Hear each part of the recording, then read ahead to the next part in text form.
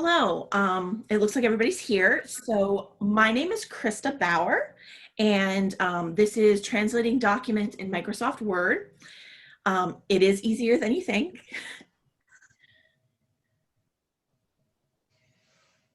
So let's get started.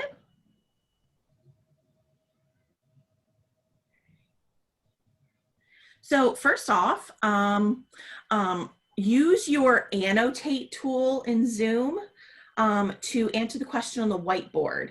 Does anyone here today speak and or read a language other than English? And if you write yes, please, next to yes, write what language it is that you speak.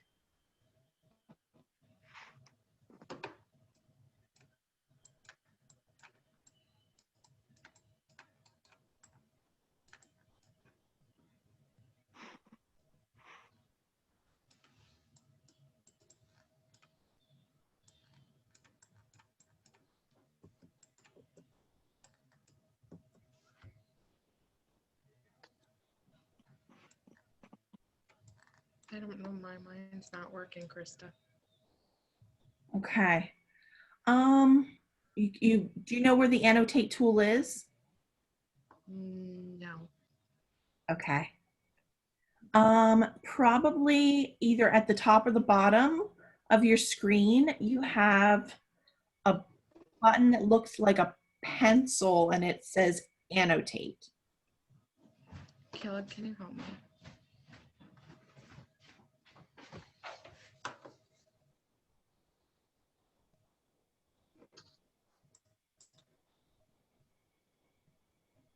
Do you see it? Because I don't see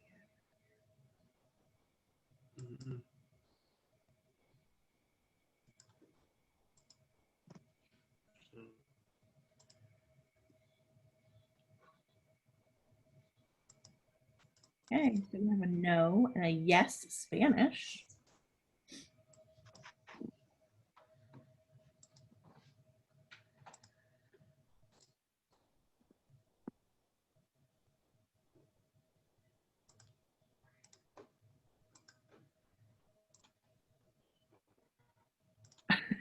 Sorry, mine's not popping up. That's okay. Why don't you just let us know? Do you speak or read any language other than English? No. No. Okay. All right. So I'm going to clear these now before we move on. Otherwise, they will stay on the screen.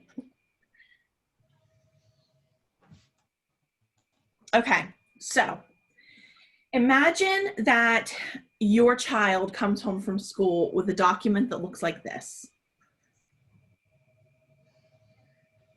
So this would have been folded up in an envelope marked with your name on the front, but you open it up and it looks like this. It looks pretty important, right? Yeah. Looks like it might need signed. Because you can see at the bottom here, there's like spaces, blank spaces. So it looks important. It looks like it might need signed, but none of you can read this. I can't even read this. But that would be pretty confusing, right? Yes. Yeah. Okay, so any guesses what type of form this might be? This is a school document that would be sent home. Any ideas? I have no idea. No idea. Okay, this is actually an emergency expulsion form. Okay, so part of the problem is in schools and even in businesses, or to private citizens, whoever, there are forms sent to homes, there are forms sent home to parents all the time that people can't understand, that looks like gibberish to us or to them. This is actually Vietnamese, if you were wondering. Many parents in schools, the children themselves, and even just employees at different businesses and private citizens receive notices all the time. in the mail or otherwise, and they're really important documents that they can't read at all. So really, when you're talking about a business, or even if you're someone sending out mailers to homes, it's really important to know who you're working with. So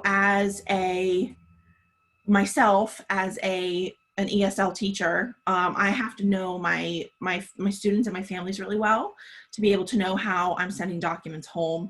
And that's just really important, not just for schools, but for other businesses as well. And just at the very least, we can make an attempt to communicate in a way people understand. So when you go into Microsoft Word, of course, we're all familiar with this toolbar at the top, this menu bar at the top.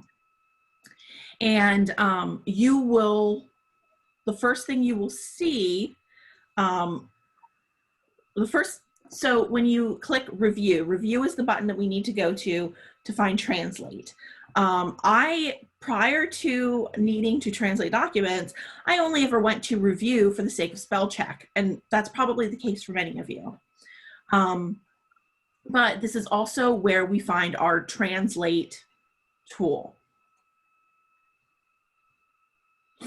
So once we click on the translate tool, it opens up a box and it gives us two choices: translate selection and translate document.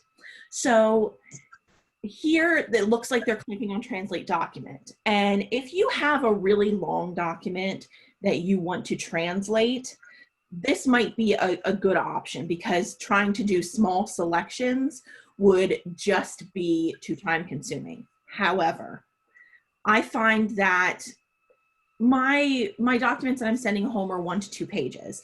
It is actually a more accurate translation to use the translate selection rather than translate document. So if I try to translate the entire document at once, the translation is not as good as trying to do either a few sentences at a time or like a paragraph at a time.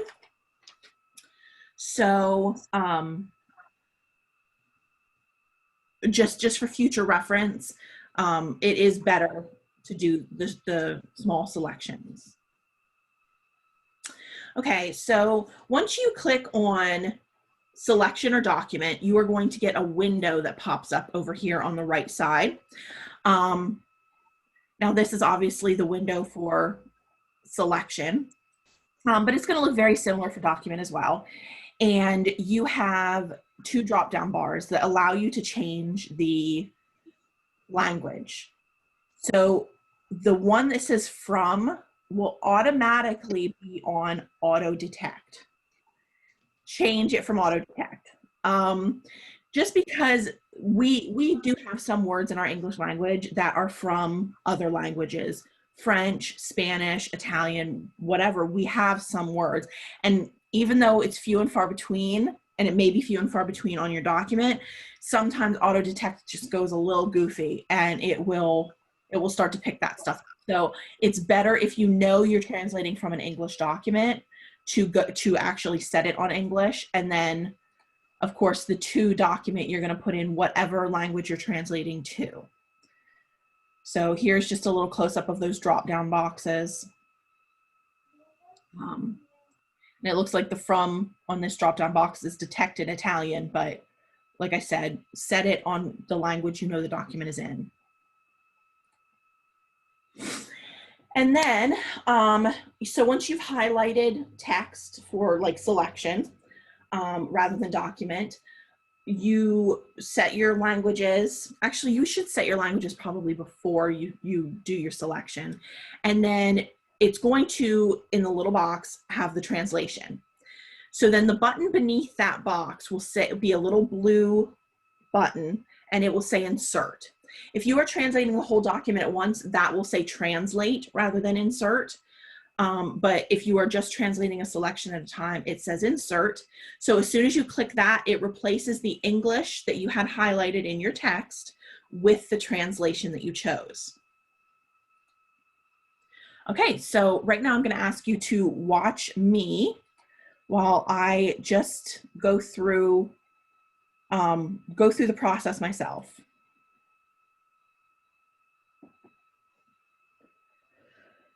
Okay, so here is the start of a discussion board post I was making.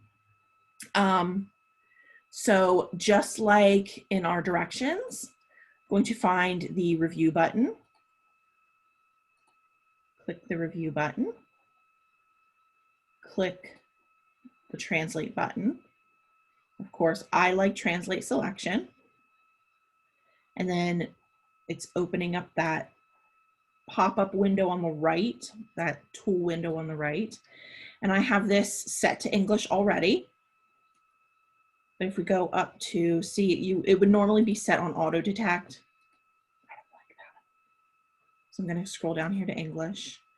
And so this is set on Chinese simplified. Let's say I want to translate this to Arabic. So then I would highlight, there we go. I would select, now since this is only like 2 sentences, I'm just going to select that whole thing and click, see up here, it puts the English in, and then you'll see the Arabic or the language translated in the bottom window. Click insert, and it automatically inserts it. So Arabic is a language that actually goes from right to left instead of left to right. So that's why it looks like it's off compared to the English, but it's really not. That's how the language is. So it did translate that correctly as far as I'm aware. What I will do sometimes is I will maybe copy this and paste it into Google Translate and translate it back to English just to make sure that it's accurate. Now, obviously, if you have a lot of information you're using, don't do that. But just for like short blurbs, or if I'm real skeptical that the translation is correct, I will do that. It's just double checking. So technology has brought us so far that we have these tools and we should use them, but they are not 100% accurate. None of them. Even the best tool is not going to be 100%. The only way you're going to get a 100% translation would be to have a human translate it, someone who knows both languages fluently. Okay, so now that you've seen that, let's go back to our PowerPoint. Okay, so before we move on any further, does anyone have any questions at this point? No. No questions. I'm good. Okay. Okay, so we're just going to go through and we're going to review a little bit. So this is the toolbar at the top of Microsoft Word that we are all very familiar with. So what I want you to do right now is to use your Annotate tool and circle the button that we would click across the top to find the Translate tool. So which one of these across the top would we click on to find Translate? I can't click, but it would be review. Thank you. All right, so it looks like Felipe squared or circled review. I know Trisha knows what it is.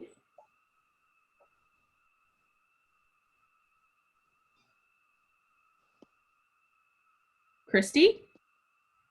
Well, I know it's review. I just can't for some reason get it. There we go. Now it circled it. All right, great. I just wanted to make sure everybody was on the same page. Okay. So now we clicked on review. Would you use your Annotate tool, if you can, to circle the Translate tool in the review bar?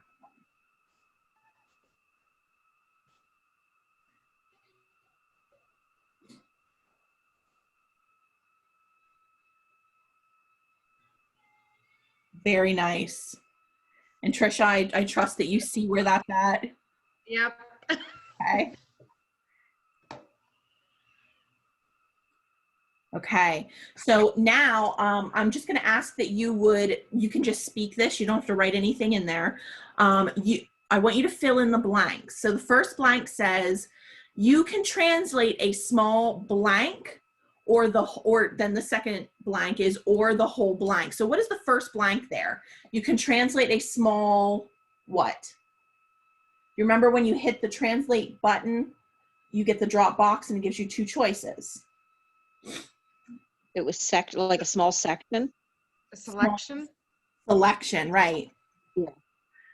So your options are translate a small selection, or the whole what? It's a document. Document. You still with us, Felipe? I haven't heard you. Yeah, I'm here. Okay. You can translate a small selection or the whole document. Very good. So then I'm going to click here. I have a little bonus question. Which one will give you a more accurate translation?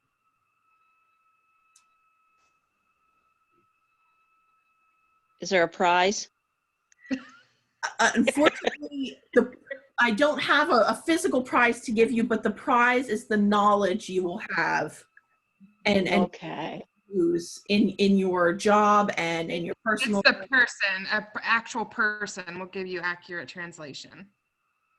Oh, that's okay. That was actually good. So yes, the most accurate translation you will get will be from a human being. Mm-hmm. But for the sake of, very good, Trisha. For the sake of our question here, which one, selection or document, will give you a more accurate translation? Yes, Christy. Selection will give you a more accurate translation as long as you do it in short segments, a couple sentences or a paragraph at a time. Paragraphs even pushing it a little bit. I would probably stick with a couple sentences, but yes, absolutely. And good job remembering that, Trisha. Okay.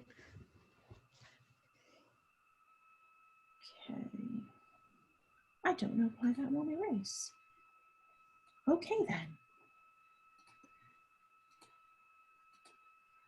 Okay, so let me stop sharing here, and I just want to ask if there are any questions that I could help you with. I can go back in the PowerPoint if you need me to. Anything that you guys need to know, any questions that you have about translating documents. I have no questions, but that is a great tool because I didn't even know that even existed. So that is great to know. That's very helpful. So thank you. Of course, thank Yeah, you. I agree because I see a lot of documents with my job that come in especially Spanish, and I have no idea what they're saying. Mhm. So that's really good to know that.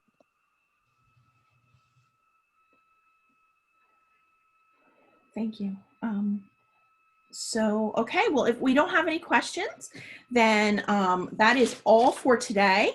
So I hope that you find this very useful and have a wonderful weekend. All right, thanks. Thanks. Bye. You too. Thanks for coming.